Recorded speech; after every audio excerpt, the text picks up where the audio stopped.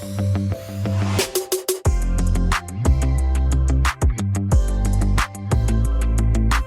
guys, it's Megan, and in today's video, I'll be showing you how to make jewelry out of paper. You guys really seem to like these paper mushroom beads that I made in my last paper crafts video. And that got me thinking, what other types of jewelry can I make out of paper? I came up with 3 more techniques for this video. So let's just get into it. The first project I made were these origami star earrings. For this project, I used some printer paper, Mod Podge, a needle, toothpicks, glitter, some 20 gauge wire, and some UV resin. To make the origami stars, I cut a few strips of paper that were 1 centimeter wide. I used printer paper, so each strip was about 11 inches long. I took one of the strips and looped one end back around like this. Bring the end of the paper through the middle of the loop to create a knot. Carefully adjust the knot until you have a pentagon shape. Flip it over to the back and tuck in the end of the paper. Now go ahead and fold the rest of the strip around that pentagon shape that we just made. This is actually pretty intuitive. You just keep folding it until you can't go around the star anymore. Okay, so like you see this little V shape? This is where you're going to tuck in the end of the paper. If the end of your paper is too long, you can trim it a little bit before you tuck it in. Now, to turn this into a star, you're going to start pinching around the corners and kind of like rotating it as you go. And eventually the paper will sort of like puff up to create this 3D star shape. This definitely takes some practice, so don't get too discouraged if you don't get it right on your first try. But once you've made a couple origami stars, go ahead and poke your needle through it like this.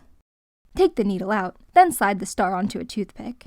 Next, cover the star with a layer of Mod Podge. This step is super important because if you don't use Mod Podge, the paper will sort of like disintegrate when you go to add the resin. I added glitter to my star to spice it up a little, but this step's optional. I stuck the beads into this like random piece of foam that I had while they dried. After the first layer of Mod Podge, go ahead and add a second one. Even if you don't use glitter, this step is still super important to make sure that the whole thing is completely sealed. And after that dried, I coated my bead with a layer of UV resin. This step's optional, but I like using resin because it makes my beads a whole lot sturdier. Plus, they won't get ruined if they get wet. If you don't have UV resin, if you have a gel nail kit, you can use the top coat from that to seal it if you want. I cured that under my UV lamp, then removed the toothpick from the beads. Some of them came out pretty easily, but others were a little bit of a struggle. I found it easiest to break off the ends of the toothpick and used pliers to remove the part that was stuck in the middle. But once that's done, you have these cute little paper star beads. You can use these just like regular beads. I turned mine into earrings by taking a piece of wire, creating a loop at the end, then adding on the paper star. I put a blue bead below that, bent the wire so that it would stay on, and cut off the excess. In my last video, a couple of people asked me how I made the earring posts. And this time I did do it a little bit differently. I used some amazing mold putty to make a mold from a pair of earrings that I already had.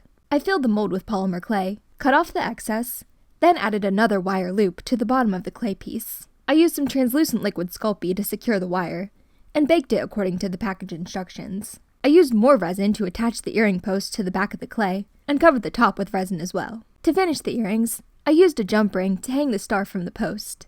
And here's how my finished earrings turned out. This one, it definitely had a lot of steps to it, but I love them. The next project that I made was this layered heart pendant. For this project, I used 3 colors of cardstock, some Mod Podge, and some UV resin. I also used some jewelry findings to turn it into a necklace.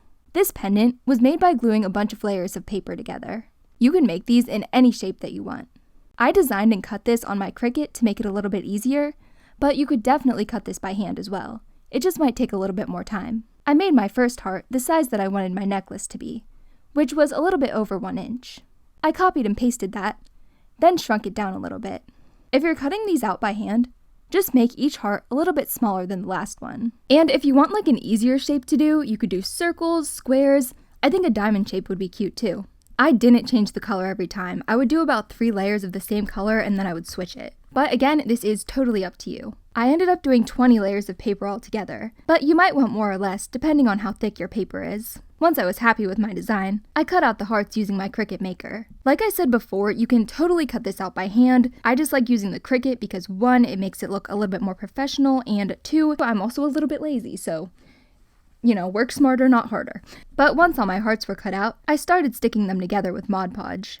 I started with the largest heart and worked my way up to the smallest one, covering each heart with more Mod Podge. You're going to want to do this on some sort of non-stick surface. I used one of these Dollar Tree cutting mats, but parchment or wax paper will work too. Let that dry for at least an hour, then flip it over and cover the back. Here's what it should look like after it dries. If your paper isn't super even, don't worry about it because you can sand it down with a nail file.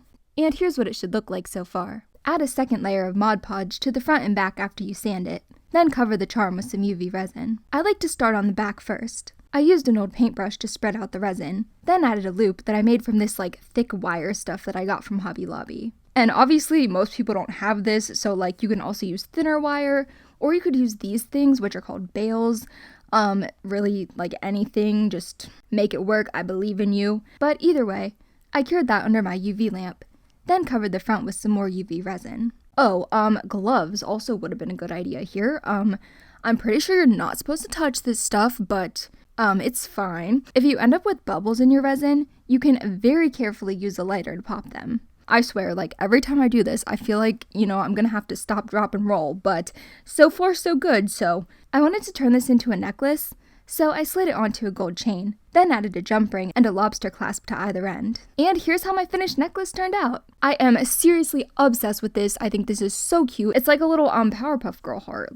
I love it. The last project that I made this week were these paper heart earrings. I've used this technique before, but I just think that it's such a cool way to make jewelry. For this project, I used some cardstock, Mod Podge, UV resin, and some earring backs. Again, I cut the paper using my Cricut machine. But if you don't have a Cricut, you can try using these paper punches that come in different shapes. Or you could even use a regular hole punch. I designed my earrings by choosing an image in Cricut Design Space, shrinking it down to 1/2 inch or less, then duplicating it 8 times for each earring. This really doesn't use up much material at all, and it's a great way to use up your paper scraps. After I cut everything out, I assembled each earring by covering each heart with a layer of Mod Podge, stacking 8 hearts on top of each other for each earring. You might need more or less depending on the thickness of your paper. Again, it's a good idea to do this on some sort of non-stick surface like parchment or wax paper. Cover the outside of each earring with 2 layers of Mod Podge. And when that dried, I covered the back of each earring with some UV resin, then put on an earring back. You technically don't need resin, you could just glue it, but the resin will help to make your earrings waterproof. I cured it under my lamp, then poked the earrings into some cardboard so they'd be a bit more stable while I covered the top with more resin. Stick that under your lamp one last time, and that's it! You can use this method to make things like necklaces, rings, and keychains as well. If you're cutting these by hand, something that's a little bit bigger like a keychain or a pendant might be easier to do. So that was everything for this video. Make sure to let me know which project was your favorite. I think my favorite was probably the heart necklace. So thank you guys so much for watching. I hope you enjoyed this video. If you did, make sure to give it a thumbs up and subscribe for more videos just like this one. My merch, my website, and all of my social media will be linked down below. I love you guys so much, and I will see you guys later. Bye!